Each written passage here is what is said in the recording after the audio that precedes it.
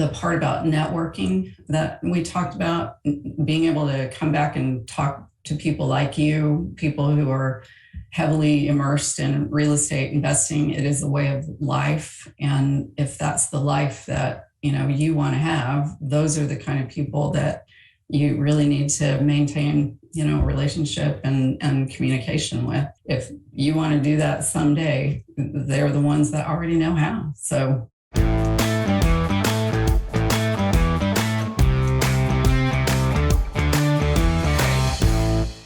welcome to the Real Estate and Financial Independence Podcast. My name is Chad Carson. You can also call me Coach, and this is a show all about investing in real estate, achieving financial independence, and doing more of what matters. Whether you're a longtime listener or a first-time listener, it's always an honor to have you here for another episode. The topic today is overcoming your fears to buy your first long-distance rental properties. This is an interview with Char Tovar. She lives in Washington State, and we're going to get into the details of two properties she bought long distance in Tennessee. And the thing that's fascinating about this conversation, I got to know Char pretty well in my class, Real Estate Deal School, formerly known as Real Estate Start School. And so we went through a process in that course where I got to see her growth, her evolution, but also some of the challenges that all of us face. We all have fears. We all have concerns when we first get into it. And Char has been multiple decades in the commercial real estate world, managing portfolios and managing risk for large Fortune 500 companies. So she has a certain approach, certain level of detail, understanding of statistics, but even her, someone of that background, getting into something new, doing something different, she had some concerns. And we discussed in this interview how she was able to overcome that and applying some of her strategies she's used in the commercial world to her personal real estate investments. We go through the process that we go through in the course, Real Estate Deal School, and apply it to her beginning of her rental property portfolio. So a really interesting conversation, kind of the transformation of how she started, how she went through it, and then what those two properties look like in Tennessee and what she wants to do after that and what her plans are for the future. So I think you'll really enjoy the details of this conversation. Before I get started with the main topic, I do want to remind you that if you're new here, be sure to hit the subscribe button on your favorite podcast player so you don't miss anything. I have new episodes that come out every Monday morning. Also, each week I include show notes, or in this case, I have an investor profile, a written interview with Char with other details and pictures of her properties.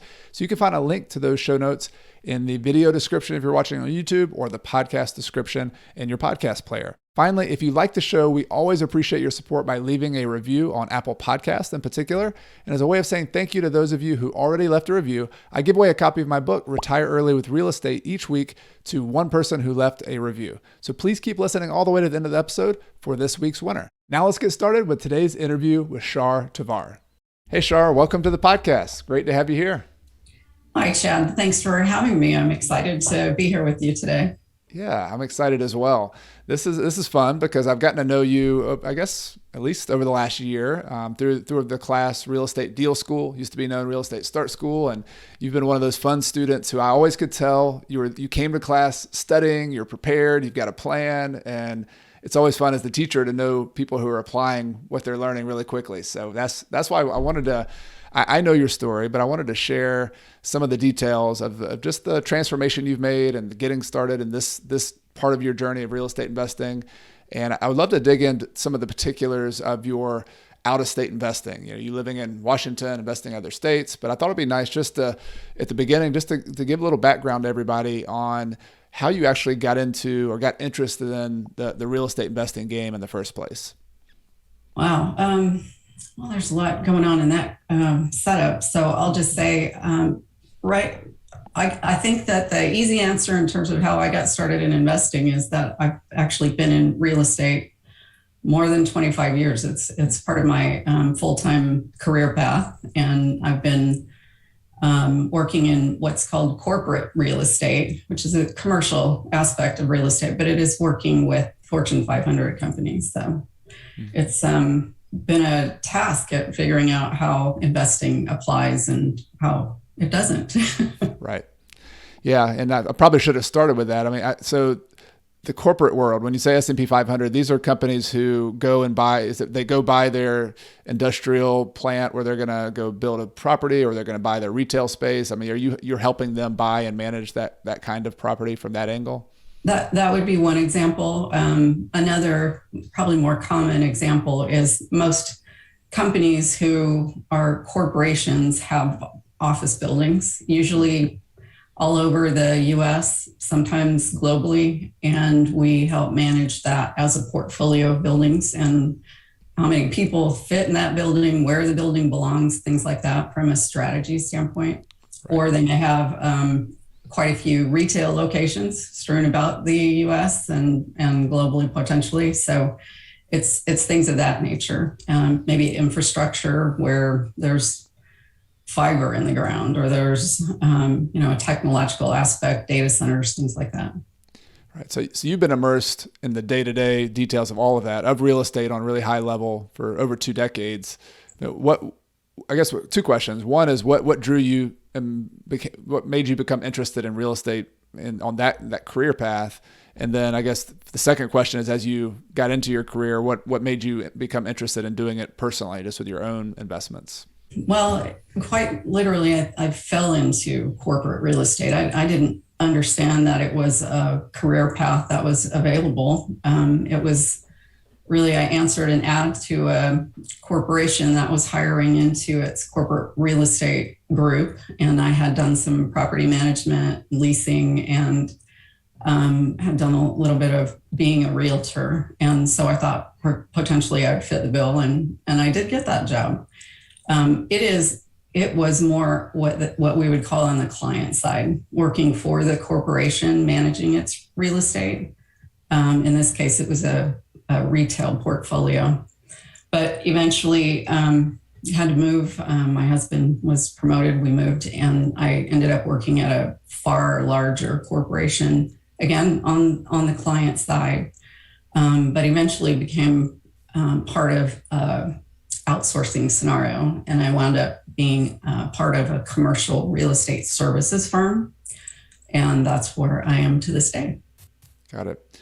And so during that time, I mean, obviously y'all have a house that you lived in, and were you thinking like, the buildings they own, were you thinking about it from the investment standpoint? You're managing properties, you're helping them manage their risk. I mean, what was it like? Hey, these people can do this; these corporations can do it. Why don't I do it myself first? Or was it another angle to start like buying your own rental properties? Yeah, that was it was kind of a moment in time, right? You live your life, you do your job, you come home. It's really about family, and the focus just wasn't really on what I could do better or differently myself with real estate. It came when we got older. My kids got older. We started, the empty nest process, and it became, I just became more aware that there's more I could be doing here in the real estate realm, using the knowledge that I have to grow a real estate portfolio myself. And I think too, I got a big push down this path by a friend who gave me the book, Rich Dad, Poor Dad. And that's when it happened. And I know lots of people tell this story that's the point, but it was a little different potentially for me because of my real estate background, right? It wasn't as simple and straightforward as, oh, I could be doing this differently. It was, well, I kind of know how to do this already. What I have to do is figure out how to do it differently. It doesn't apply. My commercial, large scale portfolio management background doesn't really apply to small residential real estate.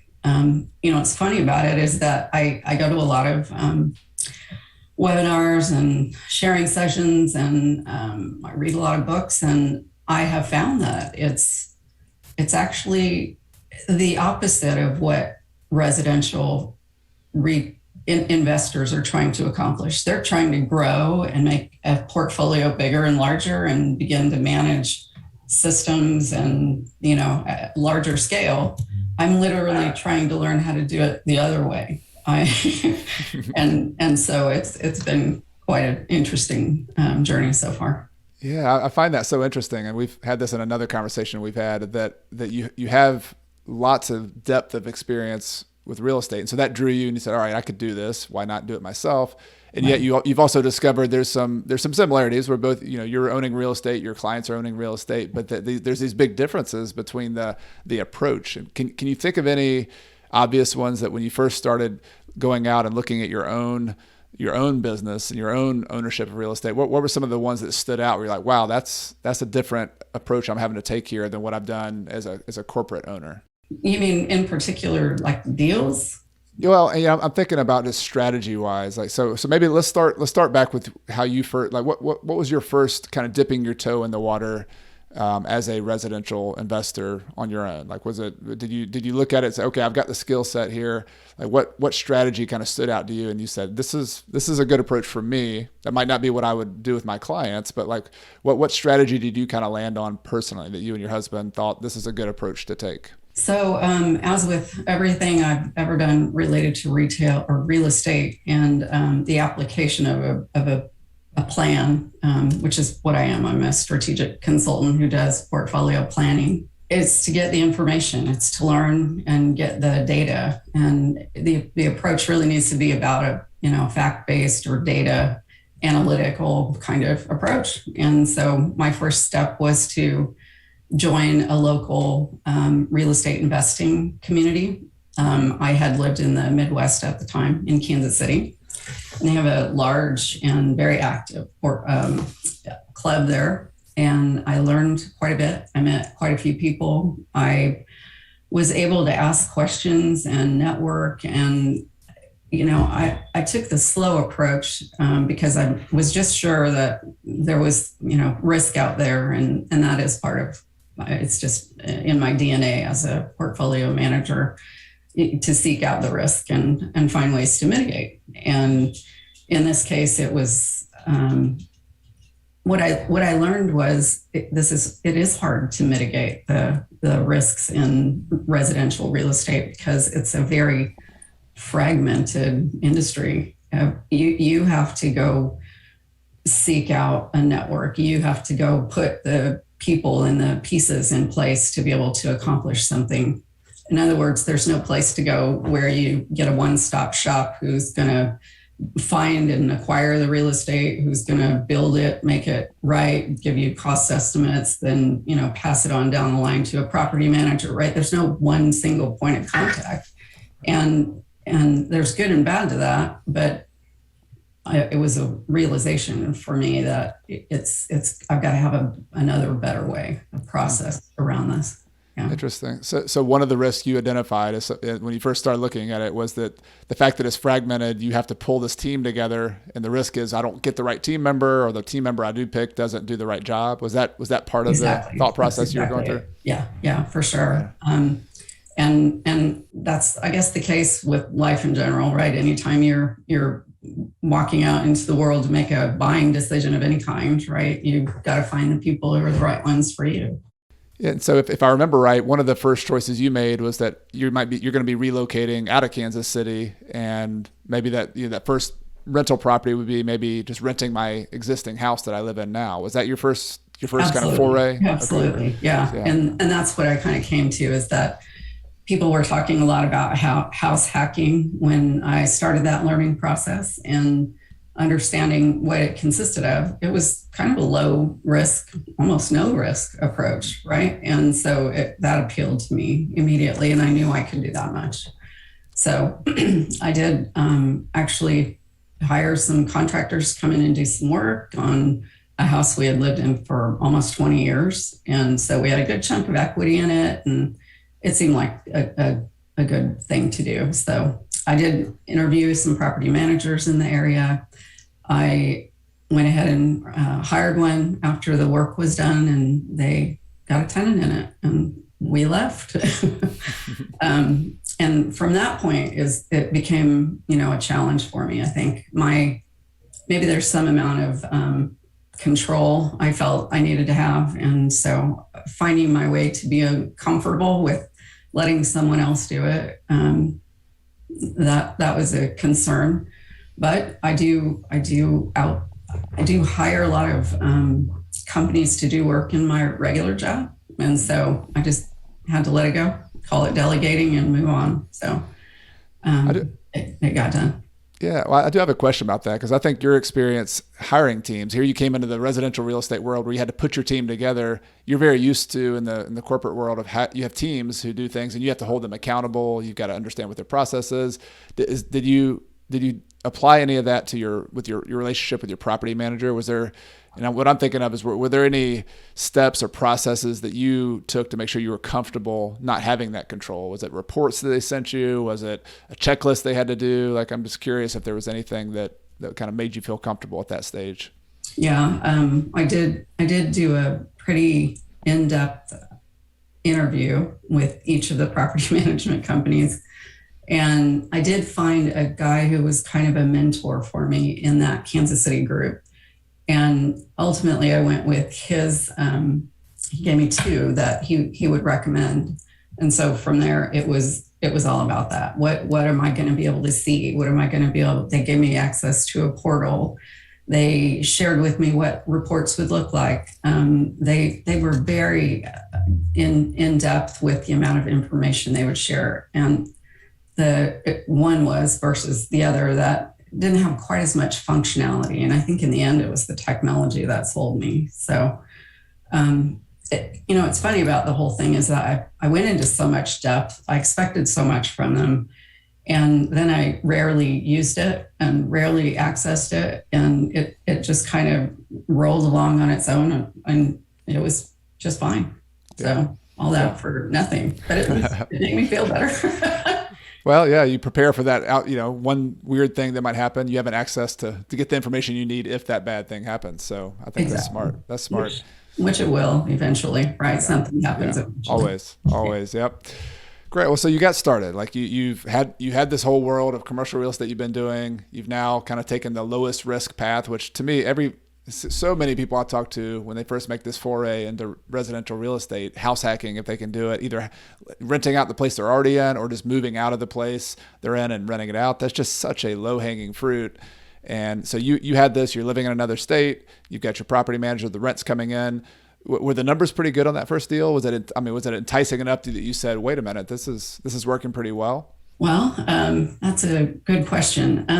It was working. That's about as far as I can say. I didn't know what I was doing. I didn't have the right mechanisms to do the analysis that I maybe could have in the beginning. I think I'm a little bit of a statistic in this regard that you kind of learn that stuff as you do it, right? And so I didn't probably have the right analysis mechanism is what I learned. And it made some money, but nothing that, it just wasn't anything to write home about. Right. And so I chose to go a different path, but that might be the next part of the story. Yeah. Okay. So yeah, let's transition to that. So, you did your first deal, and I think at the point that I met you, I'm not sure what part of the timeline was, but I know you had decided that you wanted to invest out of state. So you moved into a high cost of living area in Washington State, and you said, all right, part of when I do start running the numbers, I think it makes more sense for me to go into some lower cost areas of the country. And so we started talking about, or a lot of the class that I teach with Real Estate Deal School is just the process of from step by step, how do you evaluate a market? How do you decide your strategy? How do you get the financing? Yeah. So my first question about that in your case was, what took you from I'm renting out my house hack, the house that I used to live in, to I want to go do my next deal? Like what was your transition phase at that point? Well, from a timeline perspective, we owned the rental property in Kansas City, and then about 3 or 4 months later, COVID came. And I'm sorry, that's not true. It was a year that went by. When COVID hit a year later, I was still holding on to this one rental property, but I knew I wanted to do more. But with COVID, I felt like I was being thwarted. The plan was not going to go anywhere. And that's when I found your program. And the real estate school approach was absolutely in line, very much correlated to the way I manage my day-to-day work, actually. And what I mean by that is it's a process. It has phases and milestones, and it requires you to build a strategy and a plan and really level set where you are today before you move forward. And that part was very appealing to me. That might be a little nerdy strategy nerd over here, but Me I too. needed that. I needed that. Yeah, me too. Well, I think this is so tough as an entrepreneur, and that's what I think of as what you're doing and what I do as an entrepreneur. Is there's so much chaos that comes into our lives. You know, you're going out and doing stuff, and things are happening, and offers are made, and so a big part of what I found, and it was always some early on for me. It was stumbling through these like everybody else has to do, but having that framework from somebody else who just says, all right, look, here's some steps. You can adapt these if you need to, but like here, step 1, step 2, step 3, that process. Exactly. To me, it gives me kind of some peace of mind that, okay, all right, I don't have to focus on step 7 yet. I could just focus on step 1 and 2 because there's so much information out there. Exactly. That and I always have to come back to the risk management, right? I need to make sure I didn't miss anything. And that, I've dug into all of the potential outcomes or alternatives and made myself familiar, and I can take that fact-based approach. Absolutely, no doubt. Well, and so the step 0, I call it, on those milestones in the class is just developing a strategy. You mentioned strategy. We're both strategy nerds. What did you decide was the strategy within the real estate investing world that made sense for you at that point? So here you are. You have your one rental property back in Kansas City, but like going forward, what kind of strategy did you decide? Well, part of the strategy was building an approach to understanding your personal financial situation and giving it some context as to where you're trying to take it. And to that end, my husband and I both started putting our financial information into a tool called Personal Capital. Yeah, I love Personal Capital as well. Yeah. And it was an eye-opening experience. So looking at that together with what was going on with our current rental property, we knew that it was time to take it in a different direction. And through the process of real estate school with you, it became evident that the better decision would be just to sell it. The market had turned hot. We knew we would get not just almost 20 years worth of equity and appreciation of a hot market. Let's sell it and turn around and buy something, buy 2, buy 3 if we can get it out of there, right? So play real life Monopoly, as they say, and that is what we did.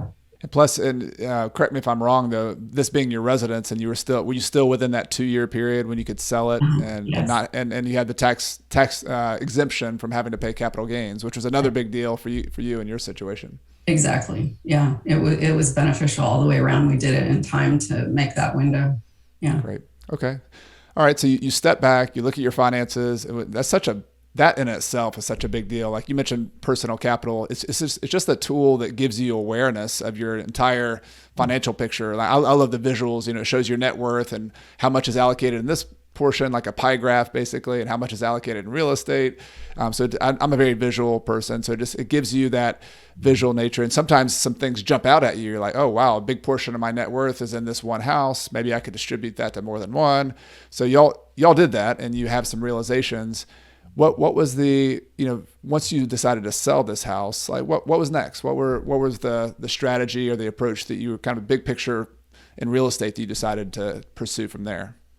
Well, being in this high cost market that I'm in now, is just the Seattle metro area, it was evident that trying to get what we really wanted strategically was the cash flow and the appreciation. And we learned that wasn't going to be possible here. So turning to out of state, which, like you said, we had talked about a couple of times, really understanding the mechanics of that was important.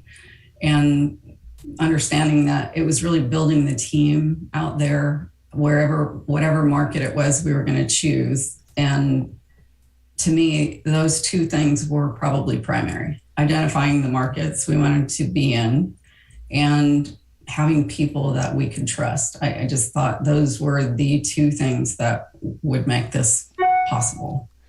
Well, let's unpack both of those because those are both critical. Let's start with the target market because that's the one we always begin with in real estate deal school. Like, so you have the entire country at your disposal here, and this is the step that a lot of people get overwhelmed by.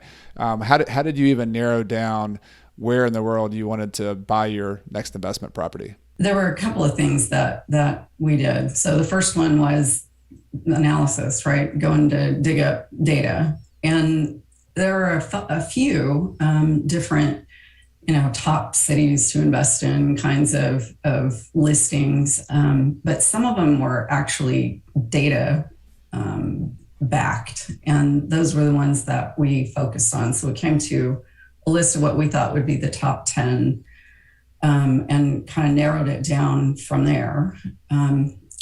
Because one of them happened to be Kansas City, it was kind of a no-brainer for us. We did decide Kansas City, we would want to go back. We want to put rental property back there. But some of the others that had a good price to rent ratio, that those became a little bit better, higher. And I think we got it to 5. And one of them was just Tennessee in general, by the way. And a few other markets that were in the Midwest. And that's, it's the learning process that those were the areas of the country that were offering cash flow and appreciation at the time. Probably still true to some extent, despite the hot markets that are driving prices up. So we came to Clarksville and or Nashville because they're right down the road from one another for a variety of reasons, including rental demand. And in that area, it's a large military installation. So being right outside of that seemed like another good place to go. It is a very big military presence. I like how you've mentioned, and I want to highlight it just because it seems like it's a core part of your strategy in the beginning, was you said originally, I live in a place where it's not possible necessarily to get cash flow and appreciation. And so I just want to highlight that because there's different markets around the country, and there's no right or wrong here. Like I talk to a lot of people every day on this, is that high cost of living areas tend to have a low cash flow potential, meaning if you buy it for $500,000, the amount of rent you're going to get is not going to be proportional. You're going to get almost like a dividend on a stock. You're going to get a really low dividend rate in some areas. But generally, those are the areas that have appreciated so much because a lot of people want to live there and there's limited supply. And so that's more of an appreciation play. And what you are looking for, and I think this is pretty common. Like I think it's the approach that I take to real estate investing is to try to have that more balance between cash flow and appreciation. So correct me if I'm wrong, but what you're looking for is I want to have something that can produce enough cash flow to pay some debt, to pay me some cash flow return. And then also, I'm not sacrificing the growth piece of it. I also want to know that this town or city or state has some long-term potential. There are people wanting to move in. There's good economic fundamentals. So it's just finding that balance between those two things. Is that how you looked at it? Absolutely. Yeah. So that was the part of the strategy and the plan. After, winnowing down a list of markets, it becomes about other things, right? And it's about the money at the end of the day. I mean, it is. And so what's the right, best solution to making additional income for the short term and the long term, right? Trying to optimize the approach. And that's what that is, right? Cash flow and appreciation. Got it. The trick is appreciation it feels to me like it's more about chasing markets if you spend too much time there. And so I was trying to do both. Got it. And I'm putting you on the spot with this one because if you don't have the specifics, let me know. But do you have any particular tools? You mentioned some links or some top 10 lists. Were you just kind of Googling this? Did you find any actual, technology tools out there helpful that gave you good data to find some of these kinds of analysis? Yeah, maybe a couple in the beginning. The U.S. cities data that's posted, I think that is what it's called, U.S. city data. That was a good one. Zumper puts out the rent rates, and you would be shocked at probably the level of detail, or some people would, you probably aren't, the amount of detail that they give down to the neighborhood level, what their rent expectations are. So for me, it was both sides of the equation. It's easy to find, purchase prices in zip codes and things like that. It's that underlying data that is a little tougher to get to. Great. But those were two big ones.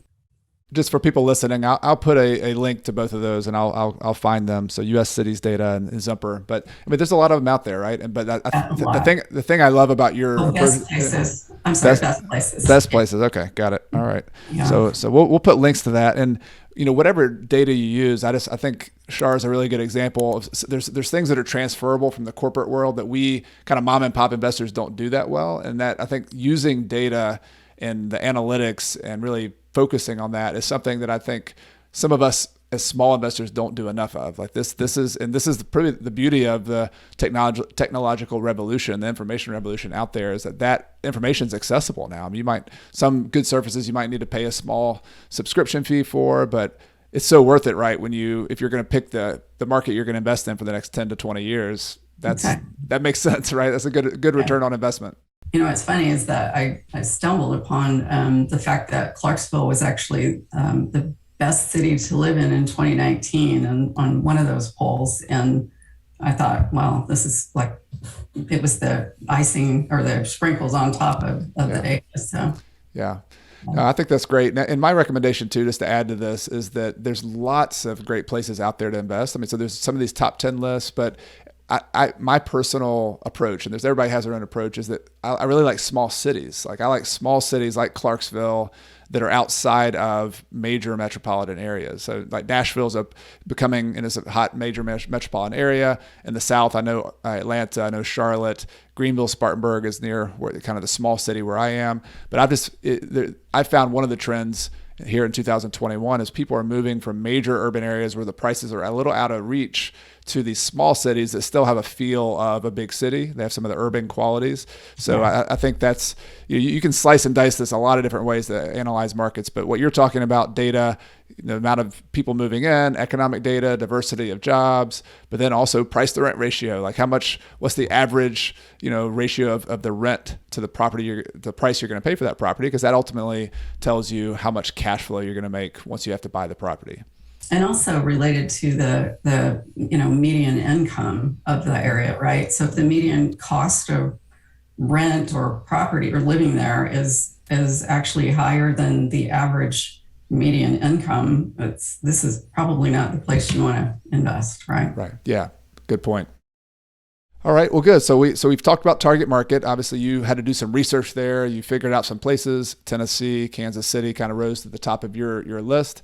Let's talk about a next step that we go through in real estate deal school, which is trying to focus in and get an idea of what a good deal means to you. And so you've mentioned a little bit of this already. I want a market that has some good criteria economically. What did you land on for yourself on what it means to have a good deal, both from like the qualitative standpoint, like is it a single family house, is it a duplex, but also from the numbers? Were there any that stood out to you in that step? I kind of turned that into an analytical exercise also by taking an analysis tool, a deal analysis tool, and just kind of hammering different properties through it, using some of that data to make sure I understood what was really the range, what was a reasonable range to find tolerable cash flow levels, right? What is even possible from a top end and low end perspective. And so that was kind of how I got to where I got from my personal tolerance for cash flow and appreciation. I think my husband and I decided as long as there was a little and some, that we could tolerate that as well. So it's really more about defining those parameters than it was about the specific numbers. Got it. So you got your spreadsheet out, you ran numbers on the high end and the low end just to see how much would I have to put down and how much cash flow would I get for this deal that I'm looking at, for example, or what price would I have to pay. So it really did come down to the cash flow, just like the net income kind of number. Yeah. Was that the bottom line? Yes. And I think it was also because I live in a market where you don't even get that. So it was kind of nice to verify and validate that way. Yeah. Do you remember any, like, there's different ways to measure cash flow, but just the net income after after financing, like that view, and then also maybe cash on cash return. Were there any, when you started looking at Tennessee and Kansas City, do you remember any of the numbers or the ranges that you started looking at to say, okay, on the low end, I'd be okay with that cash on cash return or this income? Yeah, I think that the property that I sold was only getting me about 3% cap rate, and it just that number, and watching what it looked. Oh, there was another tool we used too called Stessa, Oh yeah. and it also does a portfolio management view, so you can see what your cost and your income through your rent and other expenses look like property by property. So that was a very nice perspective, and that's maybe the biggest way I found out that property really isn't returning what I needed to. Got it. But I think it was 3%, and I knew by doing that exercise that I could have gotten up to 8% pretty commonly almost, and cash on cash, even 10, it could happen. So I literally have come across those properties in the MLS or online realtor.com, Zillow, right? It could be done. So it became an easy decision from that standpoint too. But it also help me see in that market what I should be shooting for and then doing it again in Clarksville. I also had the added benefit of meeting some very strong players in the Clarksville area who could validate my numbers as well. So having that kind of second validation point is probably also what put me over the edge on selecting that market. Yeah, that's smart. So you do your own homework, you get your spreadsheet, you say, here are my assumptions. I could maybe make a 10%, 8 to 10% cash on cash return. And then you go meet other local investors and network and say, is this real? Like, am I missing something? Like if somebody asked me that in my area, I often said, well, you forgot maintenance or you forgot this, but yeah, that looks about right. So you validated your assumptions instead of just having it in your own head. Exactly. Yeah. Yeah. Great. I also had joined another investing group and had people who knew people in Clarksville as well. And so building a network from where I am now all the way across the country to, Tennessee was also, it really gives you a strong sense of I can do this. I have a lot more confidence. Yeah.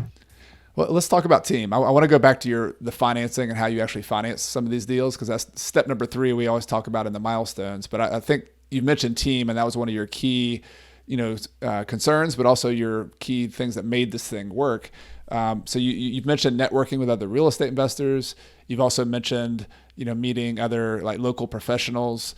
So what was your approach when you come into a new market like Clarksville? You're gonna, you like the numbers. Like how did you go about building the team, and maybe more precisely, what were some of the first team members that you thought, I need to get these people on my team before I get started here? The steps involved, right? You know that you're going to need certain types of help, and you've been through the steps through the process we talked about through that through your school. And what we start doing is a matching exercise, right? It's who can tell me the most about the neighborhoods here? Who can answer the questions? Do you have people you can bring to kind of, I have a full-time job. I really can't chase people around and, interview, 4 or 5 contractors and 4 or 5, I just can't do it. So in some ways I got the benefit through this club of narrowing down on certain, contact people. But those people were strong, and they did have people that they could bring to the table or recommend. And so it really narrowed down the number of people I ended up having to talk with and verify. And it is my perspective, looking back on the whole thing, that the approach was good, but the big learning was you have to find an amount of trust at the end of the day. You have to find a way to trust people that you've never met before. And you're going to give them access and control to your biggest assets and the biggest chunks of money you have laying around out there. So trust is kind of for me, it was the big learning. Yeah, I think that's such a critical piece. And when I think back at a lot of the successes and failures I've had, it's the trust. It's those people, the people you choose to put your trust in really makes all the difference in this business. It's amazing. It is. And some people go out of their way to earn that trust. They know it's how to make this work. And those people are very, very successful. So those are the ones you're looking for out there. So finding people you trust, like it sounded like you, and I really like this approach. You started with the real estate networking groups, and you said you met a couple of big players. Was just using those referrals from people they already trusted and borrowing their trust? Was that the step you took? Absolutely. Yeah. Because in the end, I am trying to accelerate this because I don't have all the time that I could to do this. So by doing that, I cut down the amount of time I spent looking at the market, looking at partners in the market. I leveraged the skill set of certain other people, right? So contractors who know other contractors, subspecialties, things like that. If the GC was good, the rest, kind of fell into place, it seemed. So that kind of thing. Leveraging a good realtor to bring in a property manager and be there from an ongoing throughout the whole deal standpoint, being my representative, so to speak, that kind of leverage of resource. Did you use a separate real estate agent and separate property manager, or were those two one and the same? In this case, it was one and the same. I'm not sure I would always do that, but these guys, they make it work. I think there could be a case made for having those things separated might make more sense, but they're getting the job done. So I think it's fine. Yeah, I've done both as well, and I found it just depends on the person, right? I mean, I have a property manager who has a pretty big operation, and they have agents on staff who are looking for deals for other people. So I like that when you can make that work. I really like that. It's almost like you mentioned earlier that it's almost like commercial world where you have one team who can do a lot of different things for you. If they can do maintenance and do construction and do finding the deal, and I mean, that's, if you trust them first and foremost, then absolutely that has some advantages. But if you don't, if you have a real estate agent who's honest with you and says, look, I don't touch the construction side. Like, I know what I know to do is find good deals and analyze the market. Like, I can respect that, right? That's great. But if they're the right person, I'll go find another property manager. What happens too, just kind of on the back end of that, to something to keep an eye on, is that when they're really good, they tend to get overwhelmed. And so there's the other side of that coin to watch out for too, right? They're in high demand. People learn about them, and you have to make sure that nothing's going sideways because of that too. So it does bear watching. Well, let's move forward on that. So you networked with people at a local real estate club, such a key step. You borrowed some trust from some people there that you met. You met a real estate agent and a property manager. How did you build enough credibility from your standpoint, like that they would actually, if they're busy, they're good, that they want to give you some time? Because that really is a challenge today to grab some of their time and their space in their calendar. Yeah, it is. They're used to moving quickly. They're used to, finding deals and putting them out there and seeing if, who's the first investor up to bat. And as part of a club, you get sometimes access to those deals. So it was, I think, a bit fortuitous in that one made it through the system before other investors saw it before I did. But the first one happened to be an off-market deal. The other thing is I built my credibility because I kept making offers and offers. And it was maybe unique to that hot market, but I never I couldn't get an offer accepted to save my life. But that constant activity, the realtor sees that you're serious, you really are looking for a good deal, and you're willing to commit your time and be there when they ask questions or they want something. It becomes that two-way street. You build your own credibility at that point. Yeah. And that's how that happened. Well, I love how you jump straight to offers, because something I repeat a lot in class is that people come to me and say, well, I'm not finding any good deals in this market. And I always ask them, well, how many offers have you made? And it's the normal answer is like 1, 2, they got rejected. And so in your case, how many offers did you have to make before you actually got a deal? It was definitely 10. It was definitely 10. That might be light, actually. Yeah. All right. So I want to talk about offers, and we kind of skipped over the financing piece, but one of the things that showed your credibility was that you were willing to make an offer. What did you have to do to prepare and be confident enough to make an offer on a property, even though you didn't get it accepted? Like, was it just behind the scenes? What kinds of things did you do to prepare yourself such that you could put a contract on a property and say, I will buy it if you accept it at this number? Yeah. It was feeling much more confident in the deal analysis that I did. That I knew that within these ranges was going to make this happen. Yeah. The other thing is, again, I'm risk manager in my heart. I had also read a couple of books, primarily the John Shaw book, One Rental at a Time. Yep, Building Wealth One House at a Time, which is the one I recommend to tons of people all the time. That's the one. Yes, I got that from you, obviously. That approach, it hit on every cylinder I thought was important, and that it was basically validation of the strategic approach and plan that I put together. And as long as I felt that level of validation and comfort, and the numbers looked right, I felt like it was time to go. Got it. And we were off the blocks. The other thing is, by making that many offers, you kind of get to know people, the realtor, our staff in this case, and you get to start asking questions, and they start getting to know the sincerity and what you're looking for. And so at some point, that off-market deal that came through came from a military guy who was being deployed, and it had a tenant in it, and he didn't want to fix it up. He just wanted to sell it. And it was excellent timing, because no one else had gotten to it at that point. And she turned around and asked me if I wanted it. So that's, I guess, it's how the world works. You know people. Yeah. But you have to get yourself into that position. Yeah. You had to pay your dues a little bit. You had to make the offers. And so now this person took you seriously. You're a real estate agent. She brought you this deal.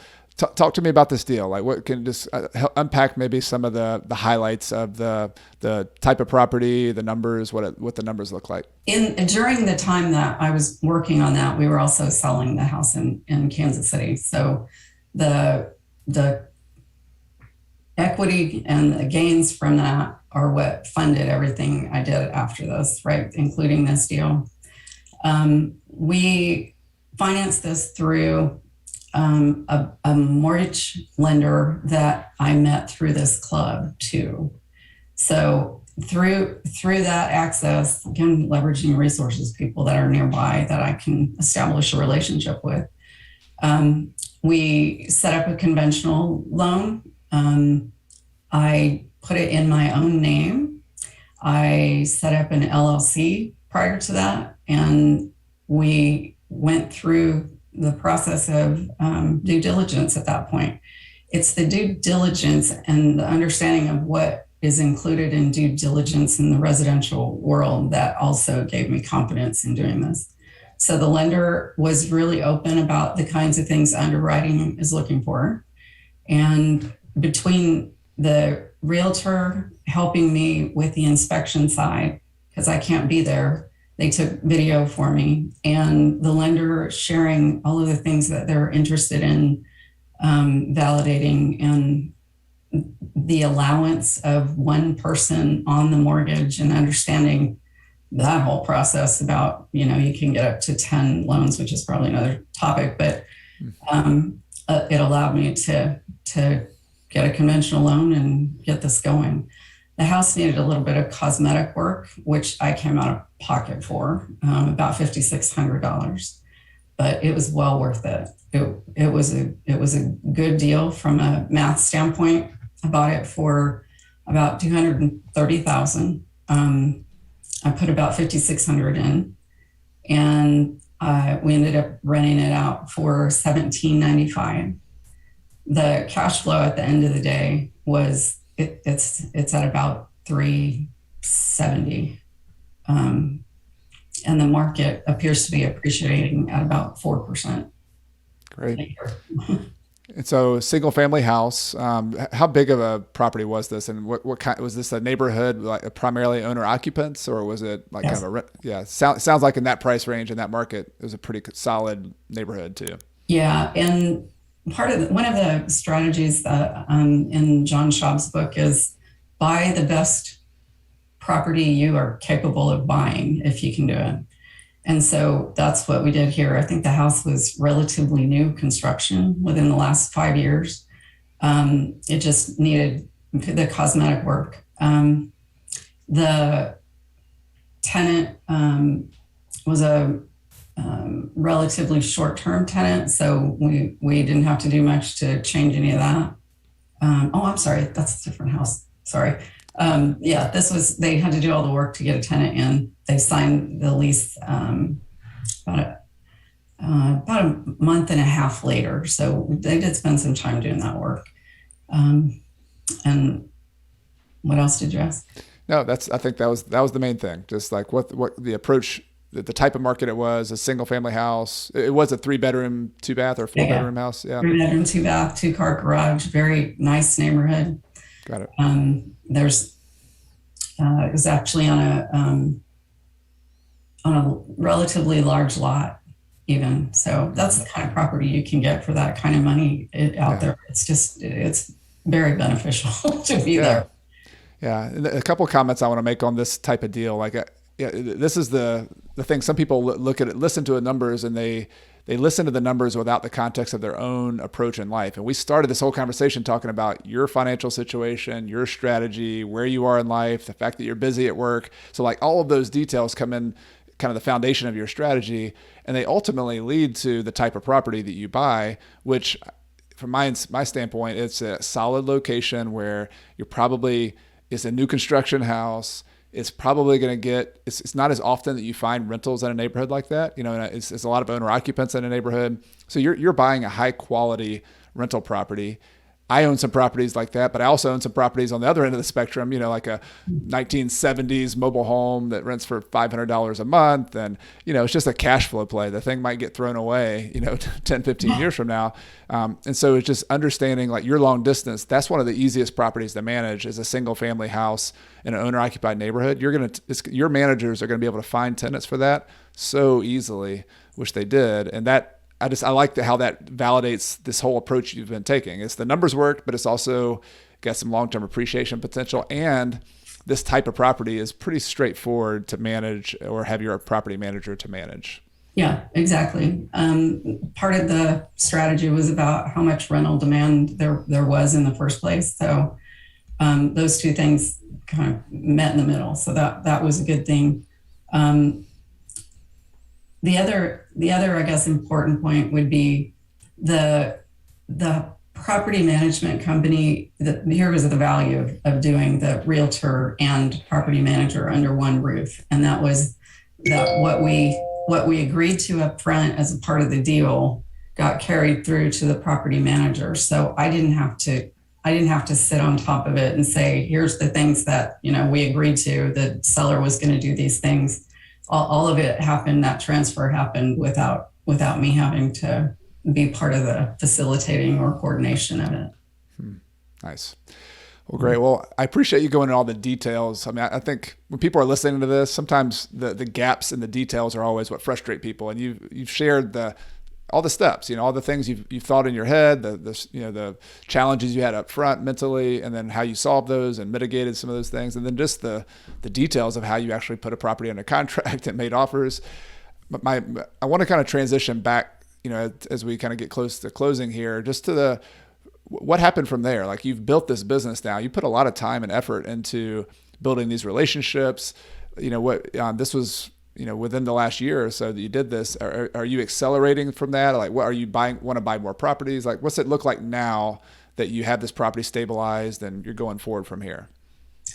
Well, since then, we bought a second one, a second single family home in Clarksville, same kind of type and quality, same amount of generally cash flow and appreciation. So we're living the dream, so to speak.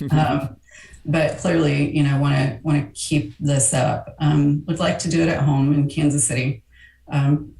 In the process of trying to put that team together now. But I think the future is, and what I've kind of observed through, the school, working with you and where you are taking your perspective and point of view really about, delving deeper into analysis and a little bit more about creative financing. And I think that would be kind of Char's next place to go, would be to understand, because the money's going to, get thinner and thinner over time. There's got to be other mechanisms we can put in place to gain, a down payment, or, just other methods to getting private capital or whatnot. My observation is that this industry it's like an evolution of education. If you start in, you learn, what cash flow and appreciation ranges are. You begin a kind of lower risk approach buying single family properties, and then you're ready to take, kind of another step, whatever that next step is. In my case, I'm willing to look at, multifamily at this point, but I'm going to keep in mind the fact there's got to be an exit strategy, and that's why single family looks very interesting to me. Multifamily, you're starting to narrow down the population of people who might buy that from you someday if you're trying to get out, that kind of stuff. But boy, the numbers look good, so that's pretty compelling. So that's one thing. The second thing is that networking that I was talking about earlier has kind of yielded an offshoot that I didn't see coming. And that was being an agent here in this market, which I didn't even think was possible. I'm getting my real estate license here and meeting some very big investors in this area. Believe it or not, they exist. They know how to pick properties and flip them to add value. And your price point to get in is higher, but it's just another avenue to learn that fix and flip approach. And if I can learn that from them, I would probably take all of my proceeds from either a flip or a sale and probably go buy some more real estate in Kansas City and Clarksville. Yeah, I like it. No, that makes so much sense. It's almost like the old adage of walking before you run. You had a lot of expertise already, but in terms of applying it to your own personal portfolio, you just let's just walk. Let's do a house hack. Let's rent it out. It wasn't the best deal ever, but I learned something. And then I take that and I build upon that knowledge and I buy 2 properties in Clarksville. And then the next evolution, it makes total sense, is to, hey, I might diversify my portfolio with these high growth properties or these quality properties, maybe get some cash flow properties, even higher cash flow properties that complement that, which is exactly what I've done too. I have some houses that have made very little cash flow over the last 15 years, but they've grown, doubled in value, and they're easy to sell. So I love single family houses, but we've made a lot of our kind of retirement cash flow on these multifamily properties. And yet I am a little nervous about, it's like a chessboard, is that with houses, you have a bunch of little pieces that you can move around really easily and take those off the chessboard. You've got a big property that you have to sell for $2 million or $3 million. Like, there's not as many buyers for that, right? There are some, but it's just going to take more time. It's going to take more, and there's the tax issues when you sell it. So, I mean, there's it's just different, right? And I think that's smart that you're thinking about the next step and you're thinking about flipping, because you're in your local market. There's obviously opportunities, and you never know where that's going to lead. That could lead to all sorts of different directions. Exactly. Yeah. And so, it's kind of busting the myth that you can't do any kind of real estate investing in a high price market. Yeah. But what it really will help me with is the education, right? The idea that fixing and flipping, that process, and that's what I'm about, really. So. Yeah. Well, I just want to say I'm impressed and also just proud of all the accomplishments you've done, and just the where you're going with all this. This is I have the most privileged job, kind of getting to sit co-pilot while you do all the hard work. you're doing all this work of calling people, but it pays off, and I get to celebrate and give you the virtual high five, and just excited about what's going on with your business and what you're doing, and really what everybody else can learn from you here today. So just want to thank you for that. Yeah, and I would do the same, Chad. I can't thank you enough for the background and the start. I think it was the right way to get started in real estate, taking your class, and I would highly recommend it. But I think there's been even more value in keeping in touch with people like you who have so much experience, and the part about networking that we talked about, being able to come back and talk to people like you, people who are heavily immersed in real estate investing. It is a way of life. And if that's the life that, you want to have, those are the kind of people that you really need to maintain, a relationship and communication with. If you want to do that someday, they're the ones that already know how. So Yep. It only makes sense. Yeah. But Well, thank you very much. You've been very impactful to what I've done. Well, thank you. I really appreciate you saying that, and just been fun. I want to, this is exciting. So I want to ask you the question, Char, that I ask all our guests at the very end. This is a show obviously about real estate, but it's really ultimately about financial independence. It's about people kind of moving on this journey financially that helps them do more of what matters in their life. And so my question for you is, if there's a lot of people listening to this are sort of earlier, or they're going up the mountain and they're either just starting or maybe halfway up the mountain towards financial independence. Do you have any final tip or thought that might be helpful for them as they continue journeying towards their financial goals? It sounds like a lot of work probably to get started, but I think you would be surprised at the fact that there's so much available to you. Those learnings that you're just talking about, the ability to read books. I think the knowledge base, acquiring the knowledge, is super important, but it's not as important as taking the action.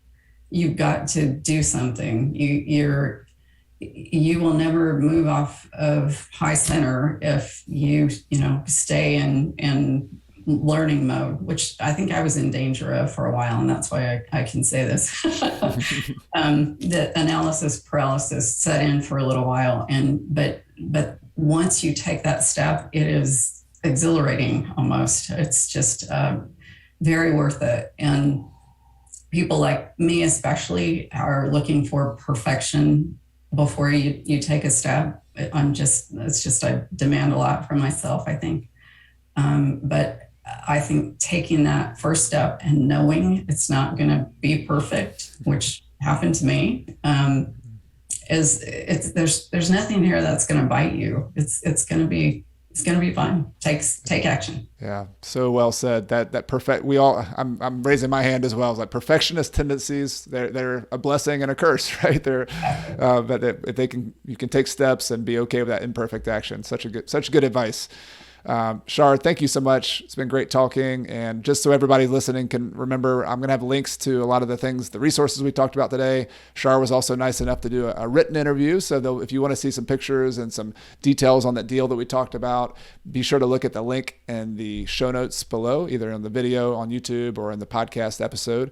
And you can learn some more from Char and leave some comments and let her know that you were listening to the episode. So thanks again, Char. We'll see you soon. Thanks for having me. Bye-bye.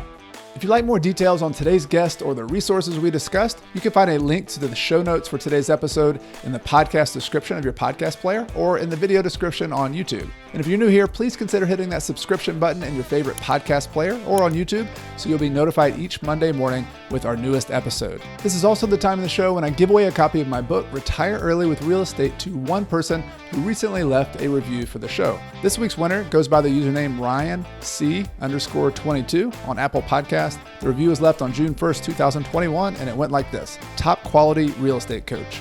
Climbing to the summit of financial independence, Chad Carson is the ideal guide. His podcast and real estate investing courses consistently showcase his outstanding character, competence, attitude, and teaching ability. I would highly recommend connecting with Coach Carson in as many ways as you can if you're looking to improve your own financial situation. Well, really appreciate that, Ryan. It's a little awkward reading those reviews on my own, but just wanted to say thank you for leaving that review. Really appreciate it. And if you'll send us an email at podcast@coachcarson.com, I would be happy to get you a copy of my book, Retire Early with Real Estate. Everything I've shared with you in this episode has been for general education purposes. I've not considered your specific situation or risk. Before buying your own investments, be sure to consult a financial, real estate, and/or legal professional. Until next time, I'm Chad Carson. You can always call me Coach, and I'm your host for the Real Estate and Financial Independence Podcast, which is all about helping you invest in real estate, achieve financial independence, and do more of what matters. See you next time.